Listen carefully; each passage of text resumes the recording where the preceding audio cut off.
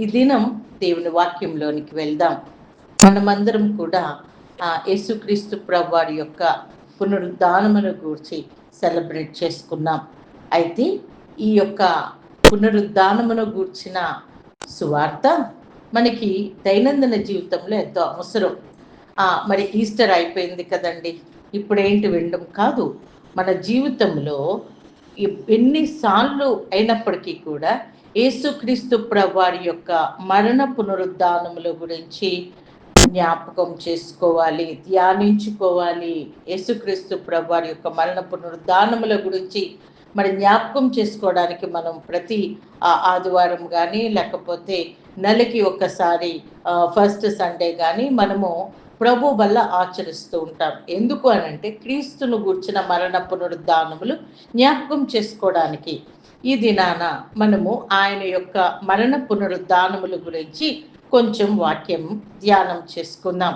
ఎందుకు అది అంత ప్రాముఖ్యమైనది అని అంటే, యేసుక్రీస్తు ప్రభువారి యొక్క మరణ పునరుద్ధానములు మన విశ్వాసంనకు మంచి ఫౌండేషన్, మన విశ్వాసంనకు గట్టి పునాది.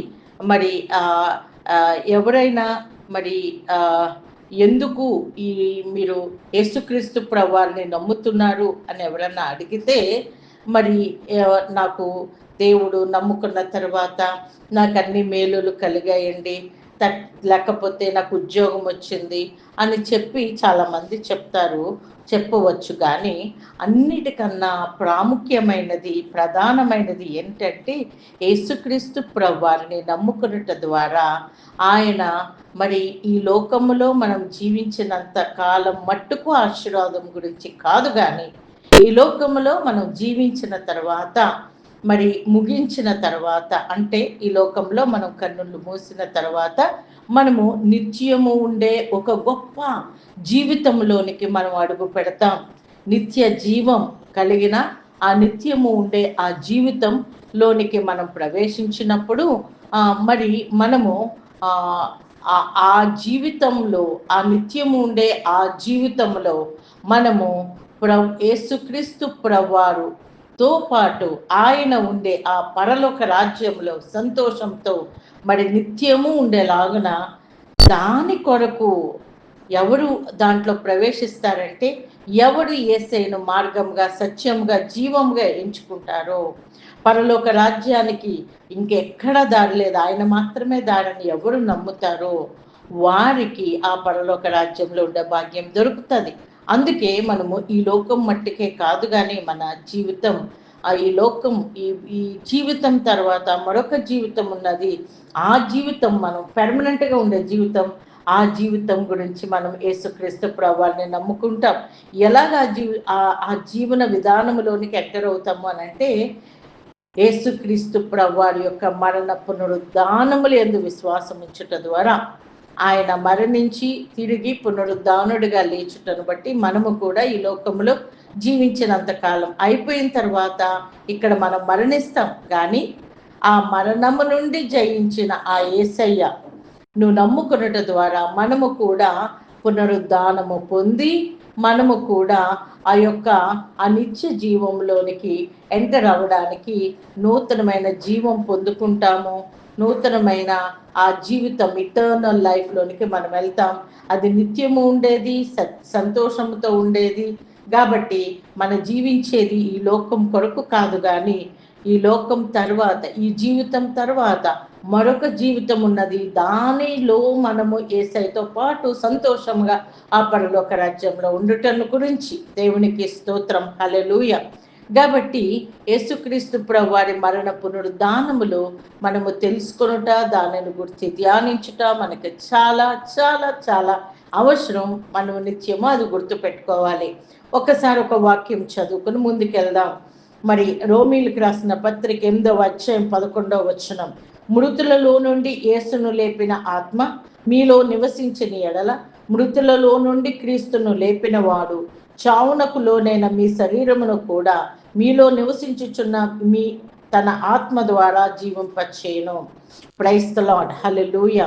ఇక్కడ దేవుని వాక్యం ఏం సెలవిస్తుందంటే, మృతులలో నుండి ఏ ఆత్మ అయితే దేవుని ఆత్మ యేసుక్రీస్తు ప్రభువారిని లేపారో ఆ ఆత్మ మనలో జీవించిన ఎడల మనము కూడా చావునకు లోనైన ఈ శరీరమును చావునకు నడిపించే ఈ పాపమును ఈ ఈ పాపమునకు లోను చేసే ఈ శరీరమును జయించి మనల్ని జీవింపచేస్తుంది అదే ఆత్మ.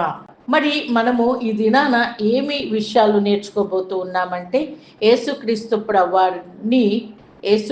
ప్రభువారు నిజముగా చనిపోయారా ఆ సిలువలో? ఆయనను నిజముగా ఆయన చనిపోయిన ఆయన్ని ఆ దేహాన్ని తీసుకెళ్ళి పాతిపెట్టారా?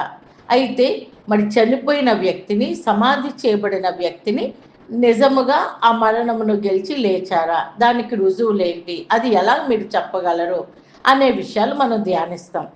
అంతేకాకుండా మరి ఆయన చనిపోయి తిరిగి లేచుట ద్వారా ఏంటి మనకి ఉపయోగాలు అనే విషయాలు మనం ధ్యానం చేసుకుందాం. యాక్చువల్గా యేసుక్రీస్తు ప్రభువారు ఎప్పుడు 2000 సంవత్సరాల క్రితం ఆయన చనిపోయారు. ఓకే, చనిపోయారు, చాలా ఘోర మరణం పొందారు సిలువలో, మరి ఘోరమైన శ్రమలు నొందారు అని చెప్పి సాఫ్ట్ కార్నర్ ఉండొచ్చు, కానీ అది కాదు మనకి ఇంపార్టెంట్. ఆయన చనిపోయింది నీ కొరకు, నా కొరకు, నీ పాపముల నిమిత్తం, నా పాపముల నిమిత్తం ఆయన చనిపోయారనే రుజువులు మనం చూస్తాం ఇది నాన్న.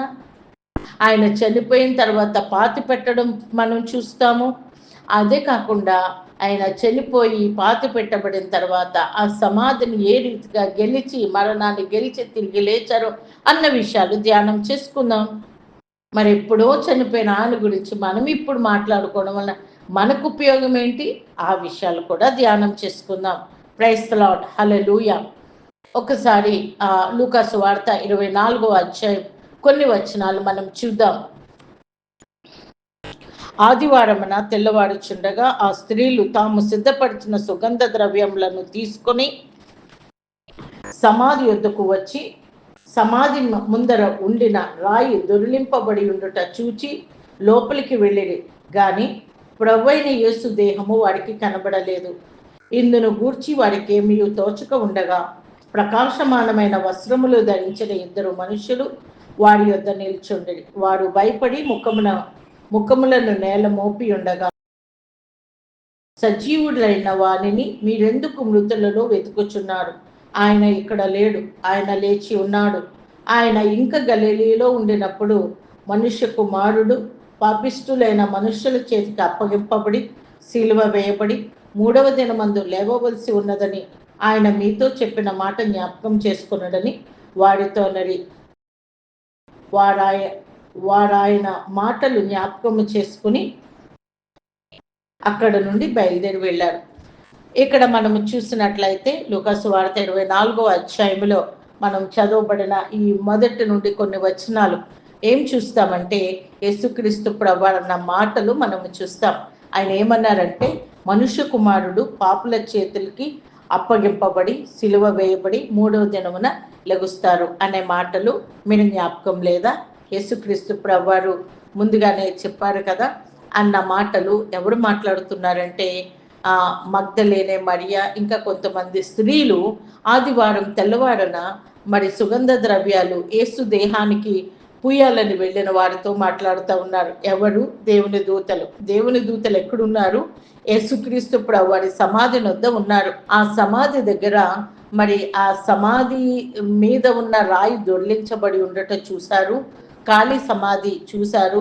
యేసు దేహం అక్కడ లేదని గాబరా పడుతూ ఉంటే దేవుని దూతలు సజీవులైన వారిని మీరెందుకు మృతులలో వెతుకుచూ ఉన్నారు? ఆయన ఇక్కడ లేరు, ఆయన లేచి ఉన్నారు. ఆయన ముందుగానే మీకు తెలియచెప్పినట్లుగా ఆయన 3వ దినాన లేస్తాను, మరణము గెలిచి అని చెప్పారు కదా. ఆయన చెప్పిన రీతిగానే ఆయన లేచి ఉన్నారు, ఆయన ఇక్కడ లేరు అని చెప్పి ఆ యొక్క మరి దూతలు, 2 దూతలు అని మగ్దలేనే మరియా అండ్ మరియా ఇంకా స్త్రీలతో మాట్లాడుతూ ఉన్నారు. మనము ఒకసారి ఆలోచన చేసినట్లయితే యేసుక్రీస్తు ప్రభువారిని సమాధి ఒక చోట పెడితే సమాధిలో మరొక చోటకు వెళ్ళి వీళ్ళు వెతకరా అంటే ఆ కన్ఫ్యూషనే లేదు. యేసుక్రీస్తు ప్రభువారిని ఎక్కడ సమాధి చేశారు అన్న విషయం మనం ఇప్పుడే చూద్దాం. అయితే మొదటగా మనం చూడవలసింది ఏంటంటే, ఇక్కడ ఆయన లేచి ఉన్నారు, ఆయన ఇక్కడ లేరు, సమాధిలో లేరు అన్న విషయం ఇక్కడ మనం చూస్తాం. అయితే అసలు యేసుక్రీస్తు ప్రభువారు సిలువ వేయబడ్డారు. సిలువ వేయబడిన తర్వాత ఆయన చనిపోయారా? లేకపోతే ఆయన అపస్మారక స్థితిలోకి వెళ్ళినప్పుడు మరి ఆయనను తీసుకెళ్ళి చనిపోయారనుకుని సమాధిలో పెట్టారా అన్నది ప్రశ్న. చాలామంది ఏమనుకుంటారంటే, అరే ఆయన అపస్మారక స్థితిలోకి వెళ్ళిపోయారు, కోమాలోకి వెళ్ళిపోయారు, చాలా బ్లీడింగ్ అయిపోయింది కదా, చాలా దెబ్బలు తిన్నారు కదా, ఏమీ కూడా తాగలేదు, తినలేదు కదా ఆ రాత్రంతా. గురువారం రాత్రి నుండి ప్రభు రాత్రి భోజనం చేసిన తర్వాత ఆయన ఏమీ కూడా తీసుకోలేదు. ఆయన దాహం అవుతుందని అడిగినప్పుడు కూడా వారు చిరకనివ్వడం వలన ఆయన దానిని పుచ్చుకొనలేదు. అందుకే ఆయన డీహైడ్రేట్ అయిపోయి మరి షాక్లోకి వెళ్ళిపోయి మరి అపస్మారక స్థితిలో కోమా లాంటి స్థితిలోకి వెళ్ళారు, అంతేగాని చనిపోలేదు అని కొంతమంది అనుకుంటారు. కానీ అక్కడ జరిగినది ఏంటంటే, యేసుక్రీస్తు ప్రభువారు ఆ యొక్క సిలువలో వేలాడుతూ ఉన్నప్పుడు అప్పటికి ఆయన 2 చేతుల్లో మేకులు కొట్టారు, తల మీద ముండ్ల కిరీటం పెట్టారు, 2 కాళ్ళకి కూడా మేకులు కొట్టారు. అంతకు ముందు మరి ఈ యొక్క ప్రజల్ని నిమ్మళించాలని మరి కొంచెం పనిష్మెంట్ ఇచ్చి యేసుక్రీస్తు ప్రభువాన్ని వదిలేయాలనే ఉద్దేశంతో పిలాతు కూడా మరి కొరడాలతో కొట్టించి వదిలేస్తే ప్రజలు శాంతపడతారని అనుకుంటారు. కానీ కొరడాలు 39 దెబ్బలు ఆయనకు మరి కొరడాలు కొట్టారు. వీపంతా నాగటి చెల్లవలే చీల్చబడింది. మరి మాంసపు ముక్కలుగా మరి విరేలాడుతూ ఉన్నది ఆయన శరీరం. వీపు నుండి రక్తం కారుతూ ఉంది. ఆ యొక్క స్థలము నుండి ఆ గొల్గొతా పర్వతం వరకు ఆ సిలువను మోయించారు. ఆయన అనేకసార్లు పడిపోయారు, మరలా కొడుతూనే ఉన్నారు. ఎట్టకేలకు ఆ కల్వరి గిరిపై ఆయనను సిలువ వేసి నిలువబెట్టినప్పుడు ఆయన మరి 7 మాటలు ఎంతో మరి మనకి ఆత్మీయంగా మరి ఎంకరేజ్ చేసే 7 మాటలు ఆయన పలికిన తర్వాత తనంతట తానుగా సమాప్తమైందని చెప్పి తండ్రి చేతికి తన ఆత్మను అప్పచెప్పి ఆయన చనిపోయారు. మరి అక్కడ ఆయన చనిపోగానే అక్కడ ఏం జరిగిందంటే, అక్కడ పెద్ద భూకంపం కలిగింది. ఆ భూకంపం కలిగింది. మరి ఆ ప్రాంతం అంతా కూడా మరి చీకటి మరి చీకటి అయిపోయింది. ఆ టైంలో ఏంటి ఇలాంటి పరిస్థితి ఏంటి అని రోమన్ సైనికులు చాలా భయపడిపోతే ఆయన ఊపిరి తీసుకోవడం ఆగిపోతుంది, ఆయన ఊపిరి తీసుకోవట్లేదేంటి అని చెప్పి చూస్తే ఆయనలో చలనం లేదేంటి అని చెప్పి ఒక రోమన్ సైనికుడు ఏం చేస్తారంటే మరి ఒక బల్లెము తీసుకుని పక్కలో నుండి మరి ఆ యొక్క హార్ట్ వరకు కూడా బల్లెం వెళ్ళేలాగా పొడిచినప్పుడు ఆయన ఆ గాయము నుండి రక్తము నీరు కారినట్లుగా మనం చూస్తాం. దానిని బట్టి అతనికి అర్థమైంది ఏంటంటే, ఈయన శరీరంలో ఉక్క నెత్తురు బొట్టు కూడా లేదు, రక్తమంతా కారిపోయింది, అందుకే నీరు కూడా కారిందని చెప్పి ఆయన చనిపోయినట్టుగా మరి రుజువుపరుస్తారు. సాయంకాలం అయినప్పుడు అరిమతయి యోసేపు మరి పిలాతునొద్దకు వెళ్ళి యేసుక్రీస్తు ప్రభువారి దేహమును తనకిమ్మని బరియలు చేయాలని చెప్పి అడిగినప్పుడు పిలాతు ఆశ్చర్యపోతారు, ఇంత త్వరగా ఆయన మృతి పొందారా అని చెప్పి. సైనికులు కూడా మరి ఏంటది ఈవినింగ్ అయ్యేటప్పటికి ఏం చేస్తారంటే ఆ యొక్క సిలువ వేయబడిన వారి యొక్క కాళ్ళు విరగొట్టాలి. అయితే మరి వెళ్ళినప్పుడు మరి 2 దొంగలు కూడా మరి ఇంకా ప్రాణంతోనే ఉంటారు, వారిద్దరు కాళ్ళు విరగొడతారు. యేసుక్రీస్తు ప్రభువారు చనిపోయి ఉండడం వలన ఆయన కాళ్ళు విరగొట్టలేదు. చూడండి, యేసుక్రీస్తు ప్రభువారు చనిపోయినట్టుగా రోమన్ సోల్జర్స్ మరి సాక్ష్యం పలుకుతారు. ఒకరేమో రక్తము నీరు కారుట వలన ఆయన చనిపోయారని నిర్ధారిస్తారు. మరి ఇవి కాళ్ళు విరగొట్టని వాళ్ళేమో మరి ఆయన చనిపోయి ఉండటను బట్టి కాళ్ళు విరగొట్టలేదు. పిలాతు దగ్గరికి వెళ్ళి అరిమతయి యోసేపు దేహం నిమ్మని అడిగినప్పుడు ఇంత త్వరగా ఎలాగా చనిపోయారు అని చెప్పి ఆశ్చర్యపోతారు. ఆశ్చర్యపోయి మరి ఓకే అని దేహాన్ని ఇస్తారు. ఎందుకు అనంటే అరిమత యోసేపు మరి అతను చాలా ధనవంతుడు, చాలా ఇన్ఫ్లుయెన్షియల్ పర్సను. అంతేకాకుండా అతను సెన్‌హెడ్రిన్ మెంబర్. కాబట్టి అతనికి అతను మరి యేసుక్రీస్తు ప్రభువారి దేహమును తీసుకొని క్రిందకి దించి మరి అత్తరు పూసి ఆ యొక్క కొత్త నార బట్టలు ఆయనకు చుట్టి మరి సమాధిలో పెడతారు. ఎక్కడ సమాధి అనంటే ఆయన యొక్క తోటలోనే తన కొరకు సొంతంగా తొలిపించుకున్న క్రొత్త సమాధిలో యేసుక్రీస్తు ప్రభువారిని ఉంచుతారు. మత్తయి సువార్త 27వ అధ్యాయంలో మనము చూసినట్లయితే మరి ఈ యొక్క మరి ప్రధాన యాజకుల దగ్గరికి వచ్చి ఇదిగో మరి అంటే ఆయన్ని ఎలా సంబోధిస్తాడంటే చాలా బాధ అనిపిస్తుంది ఆ మాట చెప్పడానికి. వంచకుడు, ఆ వంచకుడు అని చెప్పి మాట్లాడుతా బ్రతుకున్న దినాలలో 3వ దినాన లెగుస్తాను అని చెప్పారు. కాబట్టి ఒకవేళ శిష్యులు ఆయన దేహాన్ని పట్టుకెళ్ళిపోతారేమో అని చెప్పి పిలాతు దగ్గరికి వెళ్ళి పర్మిషన్ అడుగుతాను.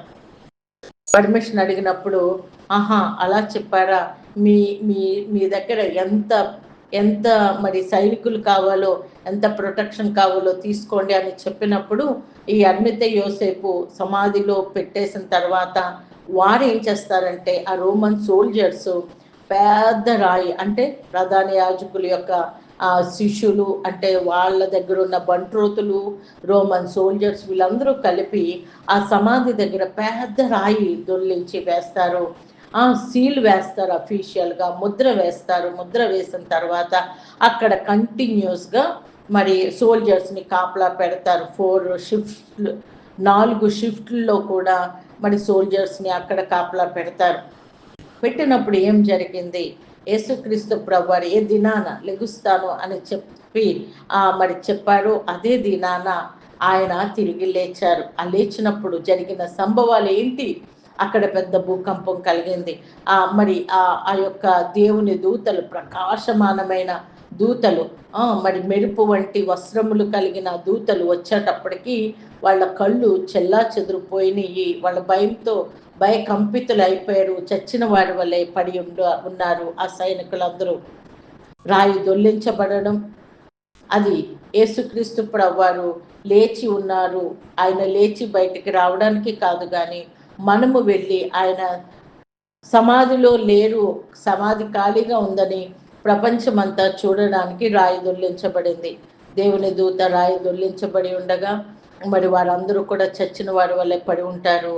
వీరందరూ కూడా మరి పరిగెట్టుకుని ఊళ్ళోకి వెళ్ళి ఇదిగో యేసుక్రీస్తు ప్రభువారు ఎలా చెప్పారు 3వ దినాన ఆయన అలాగే లేచారని చెప్పి అందరితో చెప్తా ఉంటే ప్రధాన యాజకులు మరి పిలిపించి వాళ్ళని చాలా ద్రవ్యం ఇచ్చి ఏమంటారంటే, ఇదిగో మీరు అట్లా కాదు, మరి మేము రాత్రి వేళ నిద్రపోతూ ఉంటే ఆయన శిష్యులు వచ్చి ఆయన దేహాన్ని పట్టుకెళ్ళిపోయారని ప్రచారం చేయండి అని చెప్పి చాలా ద్రవ్యం ఇస్తారు. వాళ్ళు అలా ప్రచారం చేస్తారు. యాక్చువల్గా వాళ్ళు ప్రచారం చేసింది ఏంటంటే మరి వాళ్ళు నిద్రపోతున్నప్పుడు ఎవరు పట్టుకెళ్ళారు ఎలా తెలుస్తుంది, క్రీస్తు దేహాన్ని పట్టుకెళ్ళినట్టు అసలు వాళ్ళకి ఎలా తెలుస్తుంది. కాబట్టి వారు చెప్పిన అబద్ధమే మరి రుజువు అయిపోయింది. వారు అబద్ధం చెప్తూ ఉన్నారని, యేసుక్రీస్తు ప్రభువారు నిజముగా లేచారని. ప్రైజ్ ది లార్డ్, హల్లెలూయా. యేసుక్రీస్తు ప్రభువారు మరణము గురించి ప్రూఫ్లు మనం చూసాము. అలాగే ఆయన సమాధి ఎంత ప్రొటెక్ట్ చేయబడిందో మనం అని చెప్పి యేసయ్య తనంతట తానే ప్రత్యక్షపరుచుకున్నట్టుగా మనం చూస్తాం. వెంటనే మగ్దలేనే మరియా రబ్బీ అని చెప్పి పాదాల మీద పడిపోతుంది. ఇదిగో నువ్వు వెళ్ళి శిష్యులకి చెప్పు అని చెప్పి గలిలయకు వారికి ముందుగా నేను వెళ్తున్నానని చెప్పినప్పుడు పరిగెట్టుకుని వచ్చాడు పేతురు, చూశాడు మరి ఖాళీ సమాధి. మరి తర్వాత యోహాను ప్రియుడైన శిష్యుడు లోపలికి వచ్చాడు, చూశాడు, అక్కడ నారబట్టలు పడి ఉండట చూస్తూ ఉన్నాడు. అయితే తల రుమాలు కూడా అక్కడ పెట్టబడడం చూస్తాం. అయితే ఈ ఖాళీ సమాధి, ఆయనకు చుట్టిన ఆ వస్త్రములు, అంతేకాకుండా యేసుక్రీస్తు ప్రభువారు 40 దినాలు ఈ లోకంలోనే ఈ భూమి మీదే సంచరించారు. ఈ 40 దినాలలో మగ్దలేనే మరియకు మరి మిగతా మరి స్త్రీలకు, అలాగే పేతురు యోహాన్లకు, 10 మంది శిష్యులకు, 11 మంది శిష్యులకు, తోమా లేనప్పుడు, తోమా ఉన్నప్పుడు, 500 మంది కంటే ఎక్కువ మంది కూడి ఉన్నప్పుడు, మరి ఇలాగా యేసుక్రీస్తు ప్రభువారు మరి ఆరోహణం అయ్యే టైంకే 12 మందికి కనబడ్డారు. లాస్ట్లో మరి పౌలు గారు కూడా ప్రత్యక్షం అవుతారు. ఇవన్నీ కూడా మనకి ప్రూఫ్లు. అంతేకాదు, మరి పేతురు ఎంతో భయస్థుడు. అలాంటి భయంతో ఉన్న పేతురు, యేసయ్య ఎవరో తెలియదు అని 3 సార్లు మొక్కిన పేతురు, యేసుక్రీస్తు ప్రభువారు తిరిగి లేచుట ద్వారా ఆయన అక్కడ మరి తెలియచేసిన విషయాలు ఏంటంటే, లేచి నిలవబడి పెంతెకొస్తు దినాన యేసుక్రీస్తు ప్రభువారి గురించి మరి మీరు జీవాధిపతిని చంపితిరి కానీ ఆయన తిరిగి లేచి ఉన్నారు, దానికి మేము సాక్షులం అని చెప్పినప్పుడు 3000 మంది రక్షణ పొందారు, బ్యాప్టిజం తీసుకున్నారు. ఇదిగో మేమేం చేయాలని అన్నప్పుడు వారందరూ కూడా నమ్మి బ్యాప్టిజం తీసుకున్నట్లుగా మనం చూస్తాం. దేవునికి స్తోత్రం, హల్లెలూయా. ఇలాగా యేసుక్రీస్తు ప్రభువారు మరి ఆయన యొక్క మరి మృతులలో నుండి తిరిగి లేవడం అనేది ప్రూఫ్గా మనం చూస్తాం. ఖాళీ సమాధి, దొల్లించబడిన రాయి, ఆయన వస్త్రాలు, అలాగే మరి ఆయన 13 సార్లు మరి ఈ భూమి మీద పునరుద్ధానుడైన తర్వాత 40 దినాలు సంచరించిన ఈ భూమి మీద 13 మందికి 13 సార్లు డిఫరెంట్ పీపుల్కి డిఫరెంట్ ఇన్సిడెన్సెస్లో మరి కనపడినట్లుగా మనం చూస్తాం. అంతేకాదు ఆ పునరుద్ధాన దేహం కూడా మరి వారు భయపడిపోతూ ఉంటారు. అమ్మో భూతం, అమ్మో దయ్యం అని అనుకుంటూ ఉంటే ఆయన అంటారు కదా, ఇదిగో నన్ను పట్టి చూడండి. మరి భూతానికి ఈ శరీరం ఉండదు, మాంసం ఉండదు. అంతేకాదు నేను ఆహారం మీరు తిండి నేను తింటానని చెప్పి వారు వేయించిన చేపను కూడా యేసుక్రీస్తు ప్రభువారు తింటారు. అలాగా ఆయన మహిమ శరీరము కలిగి మరి మూయబడి ఉన్న మరి రూమ్లోకి కూడా ఆయన ఎంటర్ అవుతారు. అట్టి రీతిగా యేసుక్రీస్తు ప్రభువారు పునరుద్ధానుడయ్యాడు అన్నదానికి గొప్ప మరి ప్రూఫ్లు మనం చూస్తూ ఉన్నాం. అంతేకాకుండా ఇప్పుడు యేసుక్రీస్తు ప్రభువారు పునరుద్ధానుడై లేచారు. ఆయన ఆరోహణమై వెళుతూ ఆయన ఏం చెప్పారంటే, ఇదిగో సదాకాలము నేను మీకు తోడుగా ఉంటాను, సర్వాధికారం నాకు ఇవ్వబడింది, సమస్త జనులకు సువార్త ప్రకటించండి, అలాగే సమస్త ప్రజలను నాకు శిష్యులుగా చేయండి అని చెప్పి ఆయన మరి ఆజ్ఞ ఇచ్చినట్లుగా మనం చూస్తాం. యేసుక్రీస్తు ప్రభువారు పునరుద్ధానుడయ్యాడు అన్న పునరుద్ధానుడు అవ్వడం వలన మనకి ఏంటి, మనకి జయాలు అని చెప్పి అని గనక చూస్తే, యేసుక్రీస్తు ప్రభువారు పునరుద్ధానుడైనందున ఆయన దైవ కుమారుడిగా రుజువుపరచబడ్డారు. రోమీలకు రాసిన పత్రిక 1వ అధ్యాయం 4వ వచనములో ఆ మాట వ్రాయబడి ఉంటుంది. మరి దావీదు వంశమును బట్టి ఆయన మరి మనుష్య కుమారుడుగాను పునరుద్ధానుడైనందున ఆయన దేవుని కుమారుడుగాను రుజువుపరచబడి ఉన్నది అన్న మాట మనం చూస్తాం. అలాగే 2వ పాయింట్గా ఆయన పాపమును జయించాడు, మరణమును గెలిచాడు. కాబట్టి మనం 3వ పాయింట్గా మనం చూస్తాం ఏంటంటే, మన విశ్వాసం నాకు పునాది ఏంటంటే ఈ యేసుక్రీస్తు ప్రభువారి పునరుద్ధానమే. ప్రైజ్ ది లార్డ్, హల్లెలూయా. మరి 1 కొరింథీ 15వ అధ్యాయం మనం చూసినట్లయితే మన విశ్వాసము ఆయన పునరుద్ధానుడైనందు వలననే మన విశ్వాసం నాకు విలువన్నది, అదే పునాది. దేవునికి స్తోత్రం, హల్లెలూయా. అంతేకాకుండా చివరి పాయింట్ మనం చూస్తే 4వ పాయింట్, యేసుక్రీస్తు ప్రభువారు మనకి సువార్తను ప్రకటించమని ఆజ్ఞ ఇచ్చారు. ఆ సువార్త కంటెంట్ ఏంటో తెలుసా అండి? లేఖనముల ప్రకారము యేసుక్రీస్తు ప్రభువారు మనందరి పాపముల నిమిత్తం చనిపోయి సమాధి చేయబడి లేఖనముల ప్రకారం 3వ దినమున లేచారు అని చెప్పేదే సువార్త సారాంశం. దానికి మూలం ఏంటంటే మరి ఈ యొక్క పునరుద్ధానమే. దేవునికి స్తోత్రం, హల్లెలూయా. అంతేకాకుండా ఎప్పుడూ 2000 సంవత్సరాల క్రితం యేసుక్రీస్తు ప్రభువారు చనిపోతే ఇప్పుడేంటండి మనకి ఇదంతా ఎందుకండి అని అనుకుంటున్నాం కదా. చాలా ఇంపార్టెంట్ అండి. యేసుక్రీస్తు ప్రభువారే మనల్ని జ్ఞాపకం చేసుకోమన్నారు. ఆయన మరణ పునరుద్ధానంలో జ్ఞాపకం చేసుకుంటూ ప్రభు బలి ఆచరించమన్నారు. ఎందుకో తెలుసా? రోమీయులకు రాసిన పత్రిక 6వ అధ్యాయము 3 నుండి 11 వచనాల వరకు, అలాగే 8వ అధ్యాయం 11వ వచనంలో ఉన్న వాక్య సారాంశం ఏంటంటే, మనము ఎప్పుడైతే యేసుక్రీస్తు ప్రభువారిని నమ్ముతామో, ఆయనను రక్షకునిగా అంగీకరించి బ్యాప్టిజం తీసుకుంటామో, దాని అర్థం ఏంటో తెలుసా? సాదృశ్యముగా యేసుక్రీస్తు ప్రభువారితో పాటు మనం బ్యాప్టిజం తీసుకుంటున్నప్పుడు, ఆ నీళ్ళలో ముంచబడినప్పుడు మన పాప జీవితానికి మనం చనిపోతూ ఉన్నాం, సమాధి చేయబడుతూ ఉన్నాం.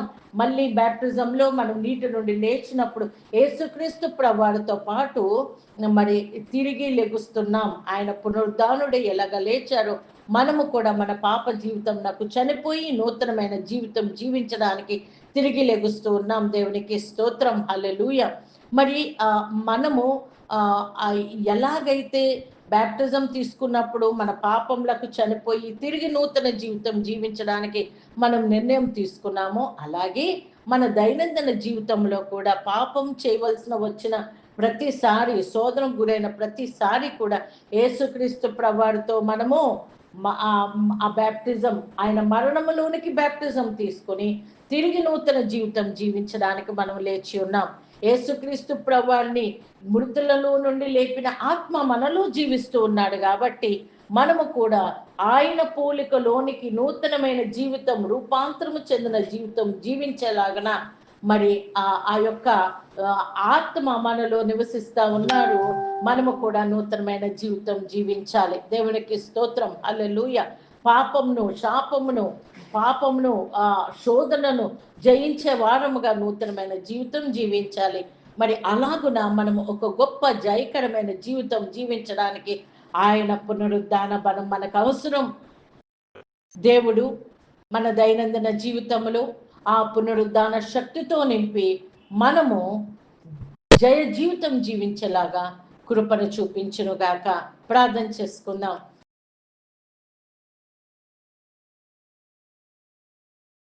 ప్రియ పరలోకమందున మా తండ్రి, నీకు వేలాది స్తుతులు స్తోత్రములు. ఇదిగో ప్రవ్వా, నీవు మా అందరి పాపంల కొరకు ప్రవ్వా సిలువలో చనిపోయావు, పాతి పెట్టబడ్డావు తండ్రి. ప్రవ్వా, నీవు నా తండ్రి, నా ప్రవ్వా, మరణము నిన్ను బంధించి ఉంచలేకపోయింది దేవా. నీవు తిరిగి సజీవుడిగా 3వ దినాన పునరుద్ధానుడై లేచావు తండ్రి.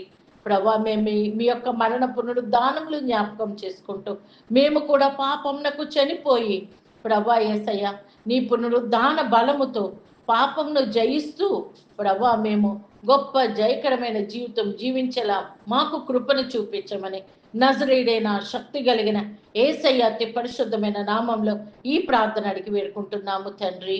ఆమేన్. గాడ్ బ్లెస్ యు అండి. దేవుడు మీకు కూడా గొప్ప జయ జీవితం అనుగ్రహించునుగాక. ఆమేన్.